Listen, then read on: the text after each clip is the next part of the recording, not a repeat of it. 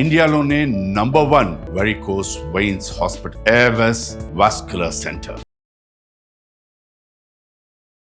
నమస్తే రమ్మగారు. నమస్తే జయ.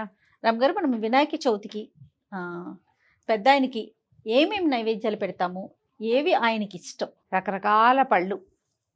వినాయకుడికి బోళ్ళు పాటలు, పద్యాలు, ఎన్నో శ్లోకాలు చాలా ఉన్నాయి. ఈయన ఎక్కడుంటాడు, ఎలా ఉంటాడు, ఆయనకి ఏం కావాలి, ఇవన్నీ చెప్పబడ్డాయి. మనం ఒక్కొక్క కీర్తన తీసుకుంటే మహాగణపతి భజల పనస నారికేళాది జంబు ఫలములు ఆరగించమంటారు. పనస, నారికేళము, జంబు అంటే ఈ పనస అంటే పనస పళ్ళు లేదా పంపర్ పనాస పెడతాం. నారికేళం అంటే కొబ్బరి, జంబు అంటే నేరేడు. ఇవి ముఖ్యం, ఇంపార్టెంట్. అక్కడి నుంచి రకరకాల పళ్ళల్లో మనం అరటిపళ్ళు ఒకటి, ఏనుగుకి సాధారణంగా అరటిపండు ఇష్టం, అవును, అది పెడతారు. ఇవి 4 రకాల పళ్ళు. ఇంకా దానిమ్మలు కూడా, దానిమ్మ గింజలు అవి కూడా పెట్టచ్చు. వెలగపళ్ళు కూడా నివేదన చేస్తారు అని చెప్తారు, కానీ మనకి వెలగ ఈ సమయంలో పచ్చివి కనపడతాయి. ఓకే, వెలగ పండుగ కనపడదు, ఉంటే కాస్త సమయం పడుతుంది. అవి కూడా నివేదన చేసుకోవచ్చు.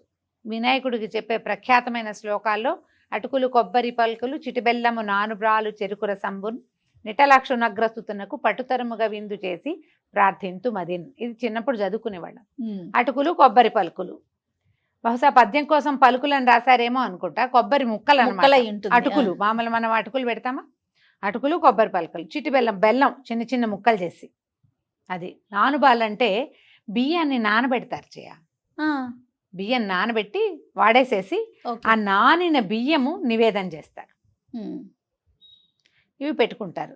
తర్వాత కుడుములు, ఉండ్రాళ్ళు, మోదకాలు. ఈ మోదకం అనేసరికల్లా అసలు నిజానికి మోదకం అంటే లడ్డు. గుండ్రంగా ఉండే ఖాద్య విశేషాన్ని మోదకం అనాలి. ఇప్పుడు ఈయనకి నూనె అవి ఇష్టం లేదు, అందుకని ఈ శనగపిండిని బూందీ బట్టి, బూందీ కొట్టాలంటే ఎంత నూనె, ఎంత శనగపిండి, దాంట్లో అది సోడా వేస్తే కానీ అది ఉబ్బదు. దాన్ని మళ్ళీ పాకంలో వేసి 2-3 రకాల పనులు. అలా కాకుండా ఈ శనగపిండితోటి కానీ, గోధుమ పిండితో కానీ, లేకపోతే మన ప్రాంతాన్ని బట్టి బియ్య పిండితోటి కానీ మోదకాలు చేస్తాం. కొంచెం నెయ్యి వేసి బాగా వేయించి, బెల్లము, కొద్దిగా ఏలక పొడి, ఓ సన్నగా కొబ్బరి ఏదైనా వేసేసి దాన్ని గట్టిగా ఉండగట్టి, ఆ కట్టిన ఉండని మళ్ళీ ఒకసారి ఆవిరి మీద పెట్టడం. సులువుగా జీర్ణమయ్యేవి, నూనె గినె వాడనివి, తేలిగ్గా అయిపోయేవి. వీటిని మీ గణపతికి నివేదన చేస్తాం. మనం ఏం చేస్తాం, రవ్వ కుడుములు చేస్తాం మన వైపు ఎక్కువగా. అవును, బియ్యపు రవ్వని ఉడికిచ్చి దాన్ని ఉండగట్టి ఆవిరి మీద పెడతాం. తర్వాత బియ్య పిండిని అప్పాల పిండిలాగా ఉప్పి దాంతో కొన్ని పళ్ళెల లాంటివి బిళ్ళల్లాగా, కొన్ని ఏమో ఇలా చేతితోటి నొక్కి చేతికి గుర్తులు పడేలాగా అది. తర్వాత ఏమో పాల తాలికలు చేసే విధానం కొన్ని చోట్ల కనపడుతుంది. పాల తాలికలు అంటే బియ్యపిండే, పాలు బియ్యపిండి, కానీ అది వంటకమే. బియ్యపిండిని తిప్పాలి, అది చిన్న చిన్న ఉండలు కానీ పాముల్లాగా కానీ చేయటం. పచ్చి బియ్యపిండి కూడా వేడి పాలు పోసి కలుపుతారు. అవును, ఉప్పక్కర్లేదు కదా, బియ్యపిండి కలిపి దాన్ని పాలల్లో వేసుకోవటం. అందులో సగ్గు బియ్యం వేస్తాం. ఇప్పుడు దేవుడికి నివేదనతో పాటు ఒక పాయింట్ ఉంటుంది కదా జయ, ఈ నివేదన చేసినది అంతటితో సరిపోతా అని పెట్టేసి వదిలేయం. దాన్ని ఏం చేయాలి, మంది మీద ఖర్చు పెట్టాలి. ప్రసాద వినిమయం జరగాలి. ప్రసాదం వినిమయం జరగాలి కాబట్టి ప్రసాదాన్ని సంతోషంగా స్వీకరించేలాగా, ప్రసాదం అని కళ్ళు మూసుకుని దేవుడాన్ని విషం మింగినట్టు మింగకుండా రుచికరంగా స్వామికి సమర్పిస్తే అంతే రుచికరంగా మనుషులు కూడా తినగలుగుతారు. దాంట్లో ఇంకా కొంచెం ఏలక్కాయలు వేసుకోవటము, మరి కాసిన జీడిపప్పులో కిస్మిస్లో ఇంకొకటి ఏమైనా వేయటం, రుచిగా తయారు చేసి స్వామివారికి నివేదన చేసుకుంటే బాగుంటుంది. పచ్చి చలిమిడి చేసేవాళ్ళని చేయ. మా చిన్నప్పుడైతే బియ్యం పిండి కొట్టిన పిండి, దాంట్లో కొంచెం బెల్లం వేసి, ఒక పాలు చుక్క పోసి, అసలు నీరు చుక్కేసి గట్టిగా తొక్కితే చలివిడి అయిపోతుంది. చలివిడి చిన్న చిన్న ఉండ్రాళ్ళు అవే. ఎన్నేళ్ళలో పచ్చి చలివిడి ఉండ్రాళ్ళు పెట్టాను చెయ్య మేము. మా ఇంట్లో అలాగే పెట్టేవాళ్ళం. ఈ కుడుములు చేయటం నాకు వివాహం అయ్యాకే నేర్చుకున్నాను నేను. ఓకే, మా ఇళ్లలో లేదు. మేము ఈ పచ్చి చలివిడి పెట్టి దీంతో పాటు పెసరపప్పు, అదే ఏమంటారు వడపప్పు, పానకము, కొబ్బరికాయలు, విస్తారంగా కొబ్బరికాయలు కొట్టేవాళ్ళం. తర్వాత కొబ్బరి లౌజ్ ఒకటి చేసేవాళ్ళం.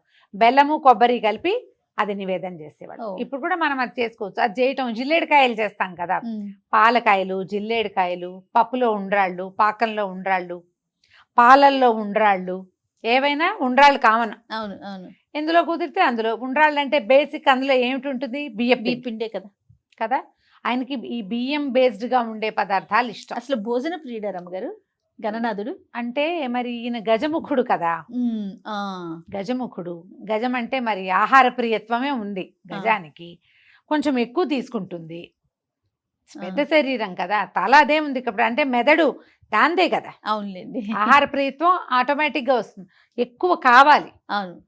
ఇప్పుడు ఇందులో కూడా గజం పూర్తి వెజిటేరియను, చెరుగడలు అవి తింటుంది. అవును. తర్వాత ఏమో ఈ గడ్డి అలాంటివి తింటుంది.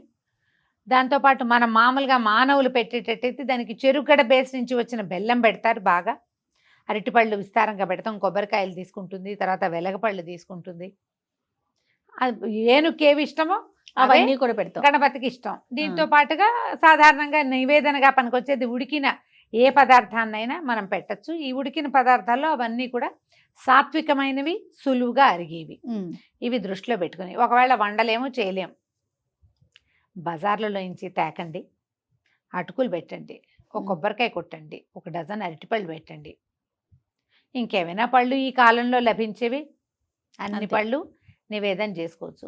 చేయగలిగితే కాస్త పాయసం చేయండి, లేదా నేను చెప్పా కదా పచ్చి ఉండ్రాళ్ళు కలుపుకోవచ్చు. అవునవును. పాకం ఉండ్రాళ్ళు ఊరికే బియ్యపిండి, పాలు, బెల్లం, నెయ్యి ఆ ఉండ్రాళ్ళు చేసైనా సరే చక్కగా ఉండలు చేయటం, నివేదన చేసుకోవటం.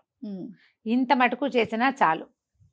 అంటే ఇప్పుడు మన ఈ ఊర్లలో చేసేవి, లేకపోతే బాంబేలో చేసేవి, అక్కడెక్కడో చేసేవి, అవే చేయాలని ఎందుకు ఆలోచిస్తాం మనం? అంతే కదా, మన పద్ధతి. మన ఊళ్ళల్లో చేసేవి, మన ఇంట్లో చేసేవి, అవి ఎందుకు ఆలోచించాం? ఏ పండక్కైనా మనం ఏం చేస్తామంటే ఇప్పుడు బజార్లో కనపడతాయి, లేదా బాగా ఇప్పుడు మనం ఏంటంటే సోషల్ మీడియా బాగా చూస్తాం. అవును రమ్మ. సోషల్ మీడియాలో వినాయక చవితి కోసం చేసామంటే అదేదో వాళ్ళు చేశారు, మనం కూడా చేద్దాం అనిపిస్తుంది. మన అమ్మ, అమ్మమ్మ, నాయనమ్మ, మన అత్తగారు, వాళ్ళ అత్తగారు అవి చేసినవి మనం వదిలేస్తే మనం ఎట్లా ముందుకెళ్తాం? ఎవరినో చూసి ముందుకెళ్ళొద్దు. ముందు మన దారిని మనం వెళ్తుంటే ఎవరినైనా యాడ్ చేసుకోండి. ఇది మానేసి అవి చేయొద్దు. ఇవి చేస్తూ అవి కూడా కావాలంటే చేసుకోండి. అసలు ఈ మోదకాలు చేయటము, జిల్లేడికాయలు చేయటం కొన్ని వేల కొద్ది వీడియోలు కనపడుతున్నాయి జయ, క్లిప్పింగ్స్ చిన్న చిన్నవి. సింపుల్గా ఎలా చేసుకోవాలో పాత పద్ధతి ప్రకారం చేసుకోండి. అప్పుడే మన పద్ధతులు మర్చిపోకుండా ఉంటాం. ముందు తరాలకి అందించాలి కదా, కొత్తవి యాడ్ చేసుకోవచ్చు. నేను ఎప్పుడు ఇదే మాట చెప్తా కదా జయ, అవును, ఎన్ని కొత్తవైనా పోయండి, ఏం పర్వాలేదు, కానీ బేసిక్ మాత్రం మందు ఉంచుకోవాలి. వీటిలలో ఏవి కుదిరితే వాటిని నివేదన పెట్టుకోండి. అంతే. ఇట్లా రకరకాల పదార్థాలు మీరు అన్నట్లుగా ఏదైతే మనకి చేసుకుంటూ వస్తున్నామో అవి చేసామనుకోండి, మన నెక్స్ట్ జనరేషన్కి అది ఒక అవకాశం కింద ఇలా చెయ్యాలి అనే పద్ధతిని ముందుకు తీసుకెళ్తాం కదా రమ్మగారు. అవును, అంతే కదా. ప్రధానంగా ఆయన ఇంతకు ముందు కూడా నేను అడిగాను, భోజన ప్రియుడు కదా రమ్మగారు. మనం గణపతిని చూసేటప్పుడు కూడా ఆకారం కూడా స్వామిది బొజ్జ ఎక్కువగా చూస్తాము కదా. అయితే ఇప్పుడు దాని మీదే కదా మనకి చంద్రుడి నీలాపనిందల కథ. ఆయన ఎక్కువ తినేసి నడవలేక కష్టపడి నడిచొస్తూ అవును పడిపోయాడు, దండం పెట్టపోయాడు అమ్మా నాన్నని చూసి. పడిపోతే పొట్ట పగిలిపోయి పొట్టలో ఉన్న కుడుములు అవన్నీ కింద పడ్డాయి, బయటకు వచ్చినాయట. చంద్రుడు చూసి నవ్వాడు. ఆయన నడవలేకపోతున్నాడని నవ్వాడా చంద్రుడు? పడిపోయి పొట్టలో ఇంచి కింద పడిపోయాడు, బొక్కబొరలా పడ్డాడు, అందుకని నవ్వాడు. నవ్వడం వల్లే పొట్ట పగిలింది. అవును.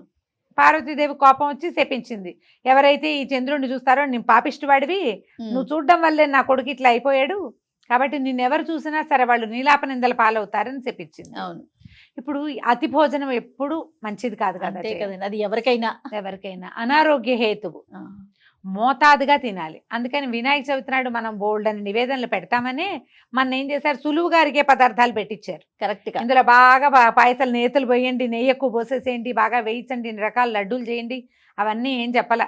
హాయిగా బియ్యప్రవతోటి కుడుములు ఉండ్రాళ్ళు చేయండి, 2 ఎక్కువ తిన్నా ఏమవదు. ఆయిల్ లేదు, 0 ఆయిల్ కదా. బహుశా అప్పటి నుంచి వచ్చిందేమో అనుకుంటా. రైట్ రమ్మ గారు, నమస్తే. నమస్తే.